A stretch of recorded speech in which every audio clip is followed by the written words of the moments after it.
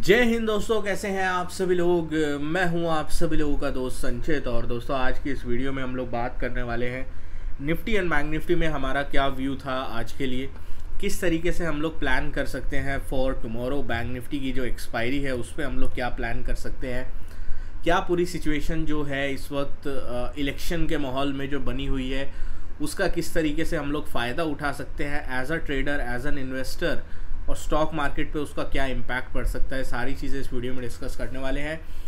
दोस्तों, वीडियो शुरू करने से पहले चैनल को सब्सक्राइब कीजिएगा, बेल आइकन को दबाइएगा, और इस वीडियो का लाइक एम हम रखते हैं लगभग 1500 लाइक, तो लाइक किए बगैर कहीं भी मत जाना। चलिए वीडियो को शुरू करते हैं। देखिए, सबसे पहली चीज़ हम लोग यहाँ पे बात करने वाले हैं ग्लोबल मार्केट्स की। और ग्लोबल मार्केट्स में आज अच्छा माहौल दिखाई दे रहा है अभी तो यूएस फ्यूचर्स में। अगर हम यूरोप की बात करते हैं तो आधा से 1% के आसपास यूरोपियन बाज़ारों में थोड़ी कमज़ोरी है। बट आज का जो एक एक्सीडेंट सिचुएशन जो बनी हुई है वो बनी हुई है हैंग सेंग के बाज़ार में। चाइना और हैंग सेंग के बाज़ारों में पिछले कुछ दिनों से बहुत अच्छा माहौल जो है वो बना हुआ था। चाइनीज़ और हैंग सेंग के बाज़ार पिछले कुछ दिनों में बहुत अच्छी रैली उनके स्टिमुलस पैकेजेस की वजह से उस पर ऊपर स्टेरॉयड की तरह चल रहे थे। बट आज कुछ स्टिमुलस पैकेज की अनाउंसमेंट चाइना की तरफ से करी गई जो कि एक्सपेक्टेशन से बहुत कम था, और इस वजह से इतनी वॉलेटिलिटी ग्लोबल मार्केट्स में हमें देखने को मिल रही है, एंड स्पेशली चाइनीज़ मार्केट में, जहां पे 9 से 12% की गिरावट ऑन अ सिंगल डे हमें चाइनीज़ मार्केट में देखने को मिल रही है। अब इसका इम्पैक्ट क्या इंडिया के लिए पॉजिटिव होगा? एक धड़ा कहता है बिल्कुल होगा। दूसरा एक पॉइंट ये भी आता है कि अगर चाइनीज़ मार्केट में थोड़ी दिक्कत होगी तो क्या ये चीज़ ट्रिगर कर सकती है ग्लोबल सेल ऑफ को, जिसके लिए हमें थोड़ा वेट करना होगा।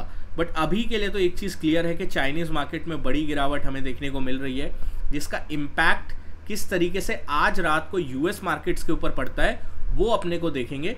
जब तक यूएस पे कोई बड़ा इम्पैक्ट नहीं पड़ता ग्लोबल मार्केट्स पे उसका एक ट्रिकल डाउन इफेक्ट जो है हमें नहीं देखने को मिलेगा। ये जो इशू है ये चाइना तक ही सीमित रहेगा अगर यूएस मार्केट इस पे रिएक्ट नहीं करता है तो। दूसरा इशू हमारे पास है आज के स्टेट इलेक्शन। मतलब स्टेट इलेक्शन कुछ इस तरीके से चल रहे हैं कि जैसे बैंक निफ्टी और स्टेट इलेक्शन के जो रिजल्ट्स हैं उसमें नेक टू नेक फाइट चल रही है कि किसमें जो है कौन ज़्यादा वॉलेटाइल होगा। सुबह कांग्रेस की बहुत ज़्यादा बढ़त थी, उसके बाद बीजेपी की बढ़त हो गई, फिर दोनों नेक टू नेक आए, फिर बीजेपी आगे निकल गई, और अभी पिछले कुछ घंटों से 2-3 घंटों से बीजेपी कंसोलिडेट कर रही है।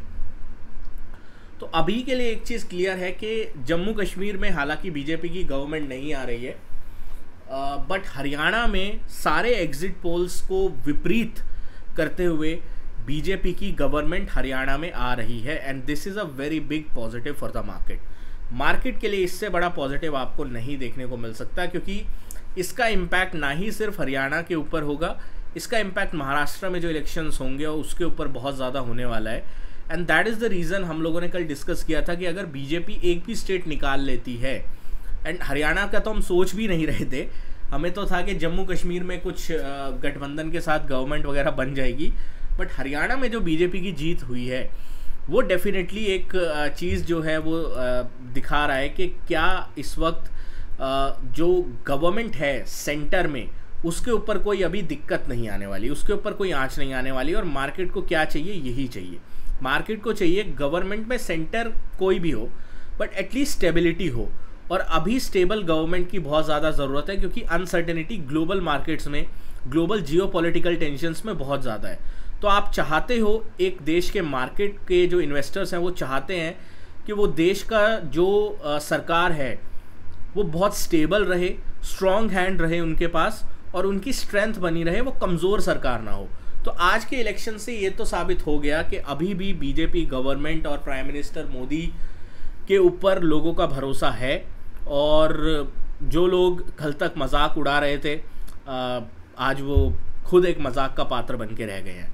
खैर, ये तो पॉलिटिकल बातें हैं, चलती रहती हैं। इसका अपडेट मैंने टेलीग्राम पे भी, अभी तक आपने ज्वाइन नहीं किया टेलीग्राम ग्रुप, आप ज्वाइन कर सकते हैं, डिस्क्रिप्शन में लिंक है। कोई भी लेटेस्ट अपडेट होती है, न्यूज़ होती है, मैं पोल्स वगैरह भी करता रहता हूँ, सेटअप्स भी शेयर करता रहता हूँ, सब कुछ है, फ्री है, आप ज्वाइन कर सकते हैं, डिस्क्रिप्शन में आपको लिंक मिल जाएगा।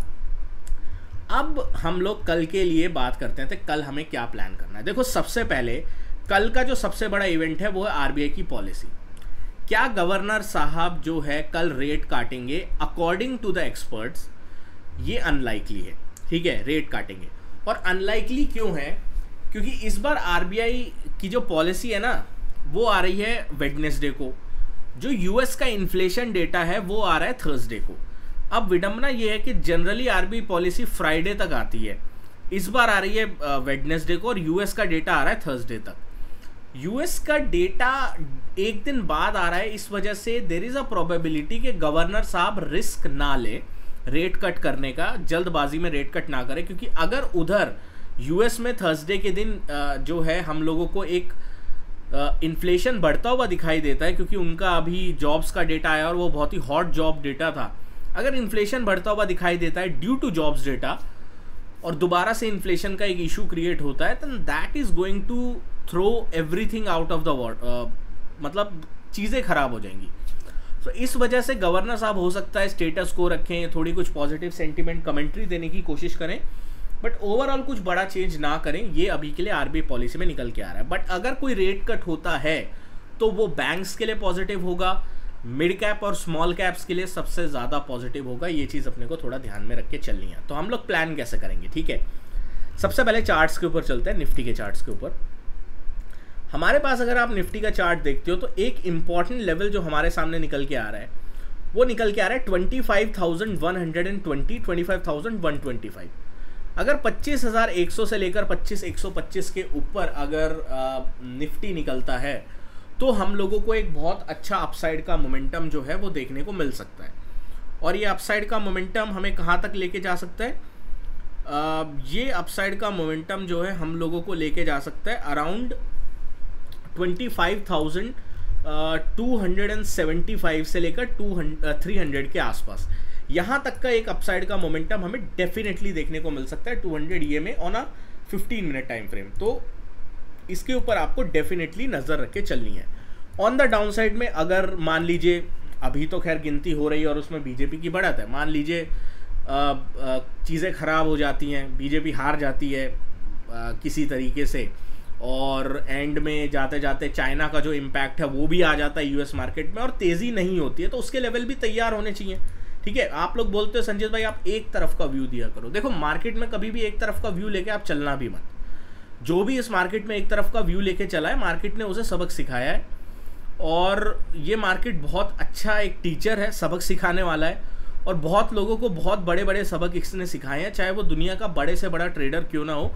जैसे लिवरमोर की स्टोरी अगर आपने पढ़ी है तो उसमें आपको समझ आएगा, नहीं पढ़ी है तो आई डेफिनेटली रिकमेंड एक बार उनकी स्टोरी जीवनी पढ़ो, ठीक है।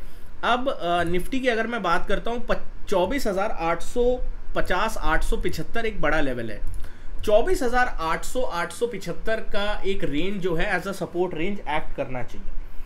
अगर निफ्टी इस सपोर्ट को होल्ड करने में कामयाब रहता है देन वेल एंड गुड है, बहुत अच्छी बात है। मार्केट जो है एक दोबारा से यहाँ से एक अच्छा खासा बाउंस हमें देखने को मिलेगा। बट अगर 24,875 से 880 की रेंज, इस लेवल के इस स्विंग के नीचे अगर निफ्टी कल आता है, सारी बुलिश बेट्स आर ऑफ, एक बार के लिए लॉन्ग पोजीशन से एग्जिट कर जाना, ठीक है। निफ्टी बैंक की बात कर लेते हैं। कल हमने प्लान किया था कि निफ्टी बैंक ने एक रेंज बना रखी है 50,850 की और नीचे की साइड 50,250 की। जब तक ये रेंज नहीं तोड़ता है निफ्टी बैंक, मैं जो है निफ्टी बैंक को डायरेक्शनल कोई कॉल लेने के लिए बारे में नहीं सोचूंगा। मतलब पुट लेने का या कॉल लेने का कोई बड़ा मूव नहीं आएगा जब तक इस रेंज में है। आज के दिन बैंक निफ्टी ने कोशिश करी ऊपर की तरफ जाने की, और जो 50 EMA है इससे एक बार रिजेक्शन लेके on a 15 minute time frame bank Nifty नीचे आया। तो अभी बैंक निफ्टी जब तक 50,850 50,850 50,900 के ऊपर है, हर डिप इसका बाय होगा। कल का दिन इसके लिए बहुत इंपॉर्टेंट है। आरबीआई गवर्नर साहब की पॉलिसी है, क्या वो रेट कट करेंगे नहीं करेंगे, उसके ऊपर बहुत सारी चीज़ें डिपेंड करेंगी। बट अगर रेट कट होता है, जितने शॉर्ट्स बैंक निफ्टी में है बहुत बुरी तरीके से स्क्वीज होंगे, और एक अच्छा खासा शॉर्ट स्क्वीज हमें कल के दिन देखने को मिल जाएगा। तो हम लोग क्या प्लान कर सकते हैं, जब तक 5850 के ऊपर है तब तक आप लॉन्ग रहेंगे, 5850 के नीचे अगर ये आता है, 15 मिनट का कोई भी कैंडल क्लोज देता है, हम लोग एक बार के लिए एग्जिट कर जाएंगे। और उसके बाद ये कहाँ तक आ सकता है, दोबारा से एक बार ये 50,350 और 50,200 तक का स्विंग जो है ये डाउन साइड का देगा। ऑन द अपसाइड में अगर बैंक निफ्टी को हम देखें एक ब्रेकआउट लेवल, तो वो हमारा होगा 51,250 का। 51,250 का लेवल एक ब्रेकआउट लेवल बैंक निफ्टी के लिए होगा।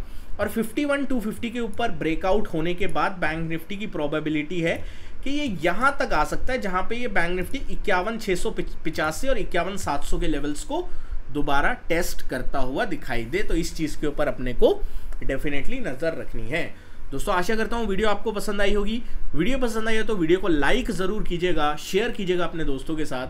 और टेलीग्राम ग्रुप अभी तक आपने ज्वाइन नहीं किया है, लेटेस्ट अपडेट, न्यूज़, सेटअप्स, इन सभी के लिए फ्री ग्रुप आप ज्वाइन कर सकते हैं। डिस्क्रिप्शन में आपको लिंक मिल जाएगा। Thank you so much for watching guys. जय हिंद, वंदे मातरम।